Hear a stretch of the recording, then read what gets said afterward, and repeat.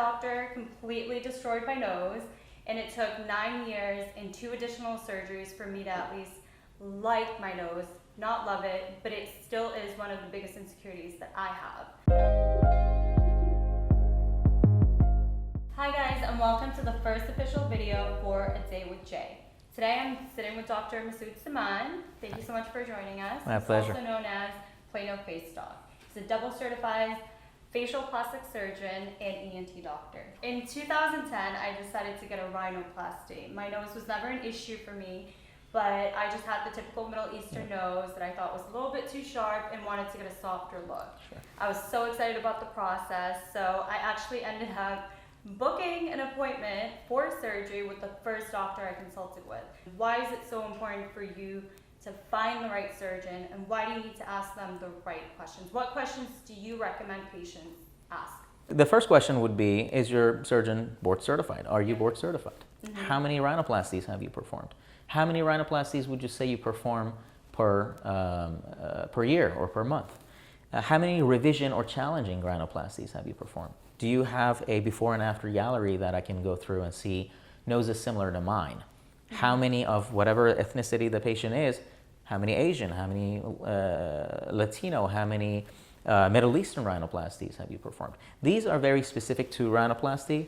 We're gearing it toward that, but this can be applied to any number of procedures. Cheek augmentation, breast reduction or augmentation. All of these things can have the kind of the interview. Don't be shy about interviewing your plastic surgeon. That's very, very important. Interview, be assertive, be curious, and see results. You know, this is your face, this is your body, and you want to make sure that everything's done in the best manner, in the most safe manner, in the skilled hands, so you can get the results you want. 3 American females passed away in July during undergoing plastic surgery abroad. We've been hearing about this a lot in the news. It is more affordable to do it, outside of the U.S. at times.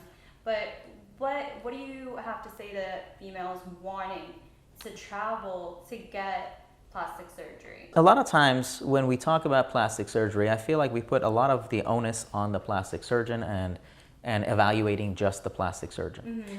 But there's more involved than that. The team, the techniques they use in sterilization, the effective techniques in infectious disease management, the anesthesiologist, the skill set, but also the equipment, the medicines they use. So all of these things go through a rigorous process of evaluation in this country.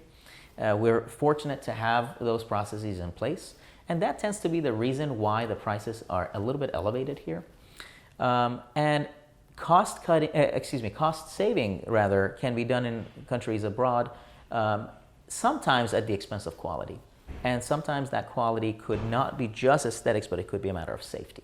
Yeah. So I would say if you're entertaining the idea of doing that, then all of a sudden the responsibility of checking all of these aspects falls on you, mm-hmm. whereas here you can keep the doctor and the hospital accountable for those things. Here we assume that the hospital would go through the safety processes and protocols, and over there that responsibility becomes yours, and so will the risk. How do you determine when is time for a patient, or the right time for a patient to undergo plastic surgery?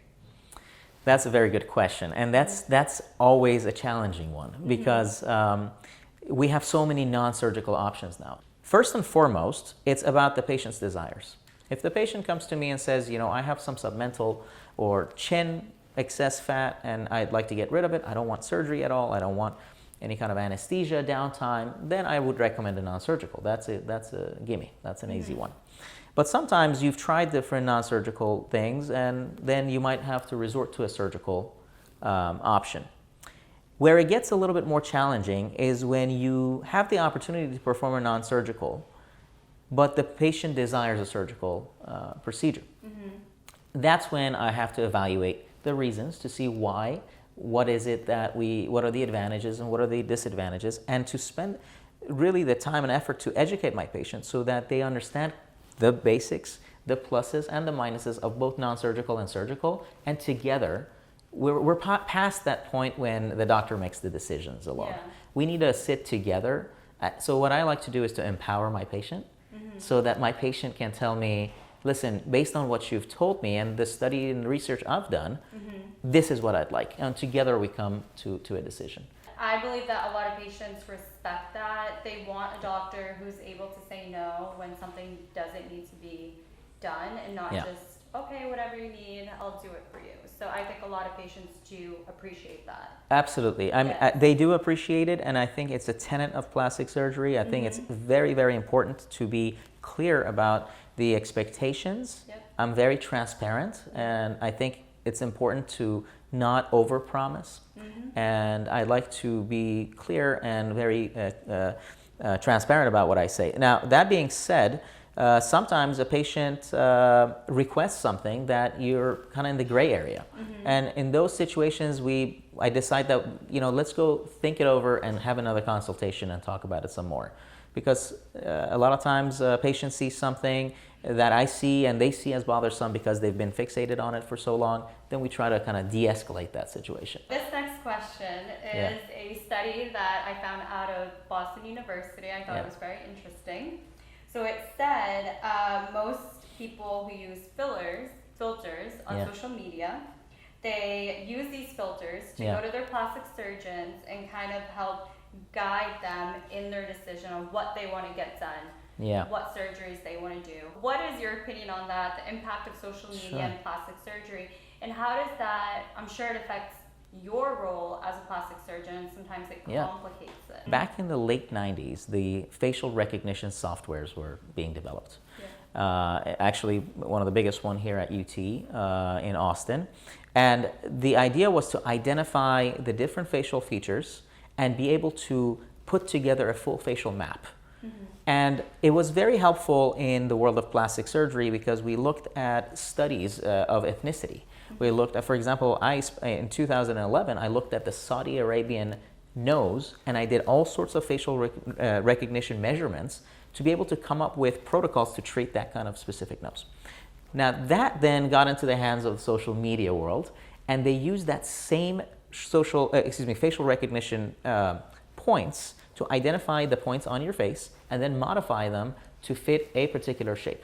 Okay, so that can be a funny shape, or it can be the idealized female shape, etc. And these come from majority Caucasian 18 to 25-year-old college students who came in for this study. They would give them a $50 voucher, and they would come sit, and their face would get scanned, and that's how we have that. So now you could be a little bit older. Let's say you're in your 30s. You have a little bit of sagging jowls. You have a little bit of under eye changes, and they apply the 20-year-old college student, Caucasian, and let's say you're from a different ethnicity, filter to your face. And it matches your face because it's through facial recognition. So it's an unrealistic distortion of reality. And that's the part that needs to be deconstructed for the patient, to explain that, to explain that these high cheekbones don't fit your face, or that they are difficult to achieve in a way that is still natural. So we go through this conversation. Now, there are those who want to look like the filter, and that's just outside of my scope of practice. Have you ever been put in that? I have. I tend to not to do that. How do you know when a patient is taking it too far? And do you ever suggest that they get a psychological evaluation? Have you ever been put in that kind of situation? When I see those kind of warning signs, extreme narcissism or extreme depression or unhappiness, and the wish for bigger life changes based on simple procedures, I tend to ask the patient to go for a second opinion so that they can express those wishes to somebody else as well. I don't tend to send patients for psychiatric evaluation unless I find a reason that would be a matter of safety issue to their health or somebody close to them. But simply for asking for a request, I don't recommend psychiatric evaluation routinely. A lot of people come to you, okay, to get suggestions from, what do they need to change? Right. So what do you often find yourself telling patients not to change? A lot of patients come in, especially in the more advanced years, coming frustrated with the skin tone, skin texture, or sagging of some of the tissue, etc. and some wrinkles. A lot of those things we can address relatively easily. When I find that a patient is fixated over something that is not anesthetic or that it befits them, and that is becoming of their face, I tend to discourage that. And a lot of times that ends up being the lower eyelids.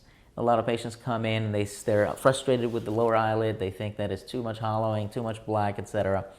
And I tend to think that overdoing that area can give a puffy look. It doesn't look natural, so we have to meet a happy medium.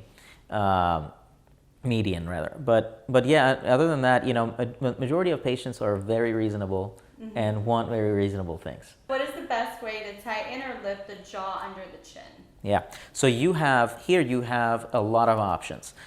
Previously, we only had the option of either go to a face and neck lift, which is a surgical procedure, incisions, downtime, anesthesia, etc. Then we started to look at more conservative approaches. So we said, okay, well, the jowls are falling, let's camouflage that with fillers. We put filler before it and after it, and that tends to straighten things out. With the invention of threads, and that hit the market in the US a few years ago and in Europe over the past 12 years, we've been able to achieve some skin pulling. There's downsides with that as well. If a facelift is a 10 out of 10 pull, thread is probably a 3 or a 4. And just recently, and we're actually proud to be the first ones in DFW to carry this new innovative device, Accutite has come out, made by a company named InMode. And that allows you to have facelift-like results, but without surgery. So you're awake, there's no downtime, we numb this area, and we apply bipolar radiofrequency to the skin, underneath the skin and over the skin, and that allows the skin to shrivel up and tighten in very controlled fashion. Similar to, I always tell my patients, throwing a steak onto the grill, how it shrivels up. Now imagine micro shriveling underneath the skin in a very controlled fashion gives you a controlled lift, and that's a permanent one-time deal. So that's another option. We do liposuction in this area also to contour the jawline. I'm all about the jawline. I'm all about angles. Everyone's all about the jawline today. So we spend a good amount of time on that and make sure that that's awesome. And then if you need a chin, sometimes we need to do that. It's not just the one thing, It's a number of things. And there's so many options. So many options. Yeah. When you go to a restaurant, you have the option of letting the chef put together a nice plate for you, or you can do it a la carte, like a little salmon, little this, little that. We have both options, but if you let the chef make your jawline, I think it's probably the way to go. Thank you so much again My for pleasure. taking the time out of your day to sit with me today. Absolutely, thank you. And if you guys have any more questions for Dr. Saman, you can visit his Instagram at Plano Face Doc, or go on www.planofacedoc.com and schedule a consultation. He is one of the best here in DFW.